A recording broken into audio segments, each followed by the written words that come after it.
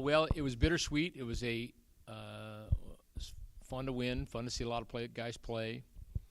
Hard to shake hands with a lot of seniors on what may be their last home game at UC Davis Health Stadium. So that was a little bit sentimental for sure, and a bunch of people that have overcome a lot and really transformed our football program and working its way through COVID and a couple playoff runs and a championship run. So some really legendary figures that have hopefully not played their last home game, but so that was fun. Down to the final stretch, I told the guys this morning, you guys have heard the saying, you always remember the teams in November. And I think just philosophically, it's really something about finishing. And we talk about starting fast, finishing strong. And it doesn't matter what you do. I just think philosophically you want to finish. But for our guys to put themselves in a position in November to play in meaningful games is a credit to them, and it's a credit to our staff and really the process that we use here. Jeff Burke's done a great job with these guys in the weight room, keeping them around. But we've been at it. We've been at it for a while. And so I'm really proud of our guys. The amount of times you got to get up early and suffer through injury and defeat and travel and early mornings and changing the schedule and balancing their own lives, and football and school is pretty phenomenal. So we've got a great opponent here. Idaho is playing really, really well, and get back up on the road and get up there and play inside the dome. But we'll be a good football team, and two good football teams going at it, so it's fun to play in meaningful games this late in the season.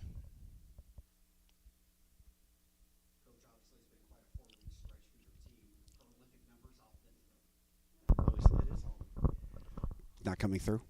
Okay, sorry about that. 4 weeks prolific stretch offensively, and really, to your point, you did everything you had to do to get yourself in November with what you did in October. Yeah, and I'm here with Isaiah Gomez, our senior kicker, and he had a great night on Saturday. But really, and it sounds corny and it sounds trite, and people get tired of it's really the opponent's really yourself, and the idea is to play as well as you can on any given stretch, and to see our guys kind of fill in the crack and maximize what they're about and contribute to the team, and that really is what it's all about. And so opponents aside, we've done a lot of really good things in the red zone. IG's been kicking the ball great. We've done a nice job in the turnover category. I think we're at the top or near the top in I think total offense, and I think Miles is leading the conference. Obviously, Lonzo is one of the leaders as well. Defensively, I think we're doing a great job in the red zone and fourth down stops as well. So that's really the measuring stick for us, is just to be really as good as we can be. And if we do that, that's all we can ask for. Isaiah, let's turn our attention to you for just a second. Obviously, it was a little bit of a slow start, and you had a lot of kicks that were 50-plus also. But but just talk about your momentum as the season's gone, too. It's almost felt like the team and its momentum it's gotten, it's followed you and what you've been able to do. Yeah, I mean, first and foremost, just want to give glory to God for giving me the strength to be here. I think to be able to give me this opportunity to get me through this season. I mean, who am I to be able to take all the credit for where I'm at right now? I mean, I got guys on the front line that's taking hits for me, kick after kick, to be able to make sure I get the ball up in the air. So very appreciative of that. I know we're getting some momentum. I know that we're picking up some speed, but, I mean, to us, Hawk talks to us all the time. It's not about being perfect. You know, like you said, it's about how we finish, and starting off fast, how we finish. And, yeah, I think we're doing great. I think, to me, I'm not totally surprised, because I know that we have a lot of potential. We have a lot of big players on this team, a lot of great camaraderie, so I'm looking forward to it. Just talk about the mindset of a kicker. Obviously, when you start the year, maybe it doesn't start the way you want to, what you're going through mentally, if anything, as you approach the next game. I mean, it's one kick at a time. That's really how you got to play. If you think about, I got this kick coming up, this kick and everything, you're your mental is not going to be solely to focus on that one kick. So big shout out to Coach Brown. He kind of talked to me a little bit in the beginning of the season about just, playing with joy, having fun every time. Like, being a senior, it's like coming down, well, hopefully not, but to like your last games. So I think that just to cherish every moment and to be able to be in this, like I said, be in this position, I'm just very grateful. So taking one kick at a time, I think that's the best way to go about it as a, kicker mindset. Obviously, you're peaking at a very good time. Do you feel like you're kicking the football as well as you ever have right now? I would say yes. Yeah, I am. Got to continue to grow, and there's always room for growth. So, but yeah, I think I am for sure. And just walk us through your senior day and what it was like for you on Saturday here. I think it was emotional. I'm very happy to be able to obviously have this opportunity. I told Coach Hawk, like, when I first came in, I said, all I need is an opportunity as a walk-on, and then to be able to earn a scholarship. And, he's given me that opportunity. So I just told him I really appreciate him and the whole coaching staff here. I told everybody on Friday night when they gave us the opportunity to talk, this is a top-tier staff they got here, coaching staff. So I'm just very privileged to be able to have this opportunity.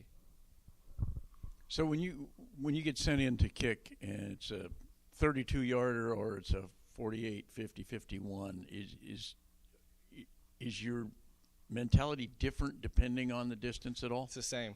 You got to do the same thing whether you're kicking a 65 or you're kicking a 25. Same mentality, same follow-through, same mechanics. So it's the same thing.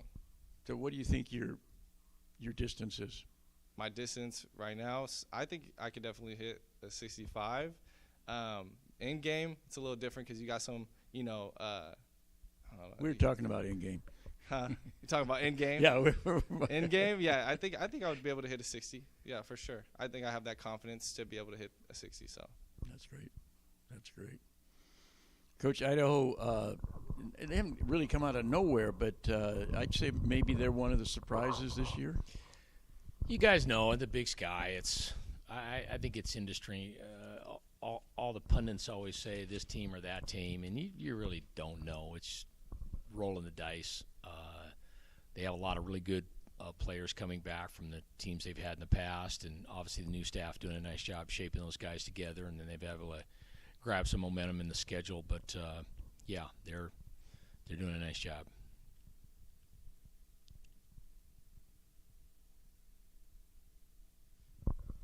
What's the difference playing in the dome or playing outdoors? It is different a little bit. I'm sure they have the same feeling when they go outside. Just because the air is a little more dead, the sound is a little bit different. Things kind of echo, and you feel like you're in a chamber. Now, fortunately, we've had a lot of guys on our team that have played up there or played at Idaho State, and so it's a little different. Typically, the field actually is a little flatter sometimes in a dome stadium. I know it's that way in North Dakota, but it's just a little bit quirky. It is, and then obviously you get some noise going on in there, and the crowd gets going. The sound bangs around in there, so it's a little different. Yeah, my guess is they're going to have a crowd like they haven't seen. I think they've been doing a nice job there, yeah, and obviously everybody loves it when you win, and which they're doing, so I'm sure they'll have a good crowd. Coach, do you have any connection to their coaching staff at all? Not really. Some of those guys came from South Dakota State, so obviously we played against them in the playoffs, and they got a few other guys. I don't think I really have any strong connections with anybody there. How do they look to you now versus when you played them in the spring last year? Is there any comparison at all? They're different at quarterback, and what they do is different. I mean, their offense looks a little bit more like South Dakota State, and they'll mess around with the Wildcat situation. They're two of the better receivers in the conference, and they do a nice job moving those guys around, spreading the ball to them. And they're a little bit different structurally on defense as well from what they did in the past. You have to be proud of your team. You always talk about resiliency, and obviously at the wide receiver position, you were a little bit banged up last week, to say the least, and more guys stepping up. We had Justin in here last week, and Poe had a big game for you. Yeah. Well, I talked to, again, the guys this morning about this, and it's about being a contributor. And a team is more than just the starting quarterback. It's more than just the starting kicker. And to see everybody understand that and work together is really fulfilling to me. I think that's important for them as they move forward in life. And so our staff does a nice job developing all those people. They pay attention. We have all kinds of guys taking notes in there. We don't look at guys as, hey, you're the third team guy or whatever, you're the backup. You're a contributor, so be ready when your number's called. So there's a way that you train them in meetings. There's a way that you practice them and believe in them and trust in them and continue to find a role for them, truthfully. So that's just a really cool thing to me, and I love it when those guys get an opportunity. They come and they show up and they play well. Idaho is a very physical team. I know you've played many physical teams. How would you rate their level of physicality? Yeah, right in the same category. They are. They love to run the football, and that's what they want to do. They play physical on special teams, fast and physical, and they'll run around on defense. They are, and they've proven that. They've played some very good opponents early on and matched up with their physicality fine, and then obviously down the stretch. Isaiah, back to you. Just curious, do you have a preference on which hash you like to kick from? Does it matter? No, it doesn't matter. It doesn't matter to me. It's wherever they need me, I'm gonna give them my all, and so yeah. To your point about being able to kick from 60, I think probably kicking in the dome must excite a kicker, right? Yeah, it does for sure. I think to be able to take in those no weather factor and a little bit of elevation, but like I said before, same mechanic, same thing, same kick. Nothing changes. For you guys, obviously, it's been kind of a series of one-week battles, but now that we're in November, you're playing teams that are playoff caliber as well. In your mind, your players' mind, did a playoff start this week for you guys? I think the whole mentality of our whole team is one game at a time. We don't think about kind of too much far into the future. I think Coach Hawk said this morning, at end of the season we got the Causeway Classic, but we got to really hone in on who we're playing this coming up Saturday, and that's how our mentality is as a team. Why did you pick UC Davis? I picked UC Davis because I knew that I think it was the first phone call that me and Coach Hawk had was, "Can you recite the Aggie theme song?" Like just out of nowhere. That was the first thing he said to me, and I said, "I'm willing to learn." And I think ever since then we had a great camaraderie over the phone. And then especially when we met in person, Paul Shelton was just a great person to also recruit me as well. I got close with him. I knew that I would also be close to home as well. I also knew that this is a great school. It's a top public, school in the nation. So great education, coming from a family that has a few that went to college, So I thought it was a great moment to be able to represent not only my wife, but my family as well, and to be able to set my future family up for, to be able to represent as a leader and, a man that actually went to college. So very proud and privileged to be able to be here. What are you hoping to do once you graduate? Once I'm graduated, I'm hoping to be able to get into a hospital. I'm not really picky about what position, but right now I'm studying human development, which leads into physical therapy. So that could also potentially lead to more schooling. So I know that I would love to work in a hospital because there's a lot of connections to be able to do a lot of different things. Dan, for you, obviously, it was the 40-year celebration of the 82 team that went to the national title. You ran out on the field and gave everybody a high five at the quarter. What was that like for you? Well, there's a strong brotherhood of UC Davis and Aggie football, and it doesn't matter which decade you played here. The philosophy that started with Bob Foster and Fred Arp and Biggs and Soker back in the early 70s, it's still the same thing now. And there's just such a genuine depth of authenticity, and there's a beauty there it's hard to describe.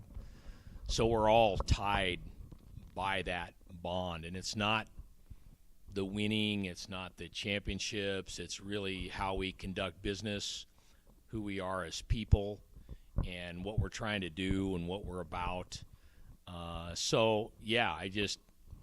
I think we had a TV timeout that was about 37 minutes long, so I figured I might as well just run over there and high-five those guys. It was actually 41 minutes long. But, Okay. Isaiah, I'm curious for you as a player here today, and when you see things like that, can you feel that continuity here in 2022 to the past in UC Davis football? Definitely. I think that to be able to see that, I think it was actually really it was a really cool moment to experience. I think that you can even still tell that they're very close to this day.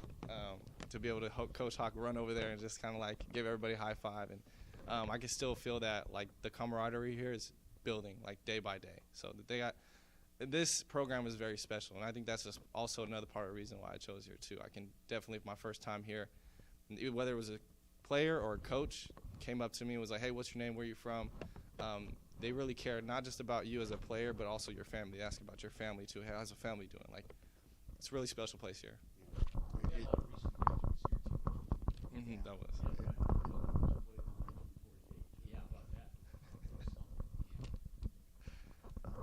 Being a walk-on, did you have other offers or? I did have partial offers to like some NAIAs and then like a D2, and they were kind of talking to me here and there, but nothing like what we had here, and nothing like the connection and the conversation that I was having with Shelton and Coach Hawk. So. And just talk about the combination, between snap, hold, and kick. And the three of you guys, you're really your own team within a team. Yeah, so it's a unit for sure. It's not, I mean, I can't do anything without my holder. I can't do anything without my snapper. And that goes for the whole front line, the guard, the tackle, and the wing. Like, I can't do anything without them. But, yeah, it's definitely a specific time gap that you have to make sure you get the ball off in order to be successful. And so we have a specific op time that we go on and a count, and I think that we make sure that we all have to be on the same page. And so we make sure that we meet as a group on Tuesdays and throughout the week, and we get together and we're like, okay, like what's our snap count? What are we doing here? And we just make sure we're all on the same page. That's the most important thing. Is it easier kicking out of a timeout than when the clock's running? I think that I would say no, because when you do, I mean, personally, it doesn't affect me because I knew that my mindset is already there, so I'm ready to kick at any time. I think that for kickers in general, that when you do have a timeout, you have more time. They think that, okay, he's thinking about the kick, whether he's going to make it or miss it. That's maybe for some players, but personally, no. So I think that there's no difference for me. Does freezing a kicker ever help? Maybe. It depends on the person. It depends. Help the defense? It depends on the kicker's mentality. I think if you have a strong mentality, you'll be able to be successful no matter what. I think the stats over time say it doesn't work. I've never seen it. I mean, seen it work with any regular. You sort of feel like, I think sometimes as a coach you should just Yeah. you do whatever you can, but I think it generally is proven not to work. Nowadays you'll see it. The guy's actually kicked. Yeah. And then they call it off. And Yeah, you get to kicking. I think that happened to us at South Dakota. Against South Dakota, they iced us like 2 times, and then we were able to kick it on the 3rd time officially. So, it depends. Coach, I'll leave it with this. Just any other follow-up, Day King getting an interception, Alonzo Gilliam getting his touchdowns, breaking the all-time scoring record, just kind of capping off the senior class on Saturday. Yeah, and guys like Connor Pettick, they don't get any stats. But what just a terrific impact they've had on the program, and you guys have had the pleasure of being around. They're just first-class dudes. They really are, and both of those guys just have the heart of a lion. So it was fun to see them have some success. And like I said, hopefully it's not the last home game, but you never know. All right, thank you. Go Eggs.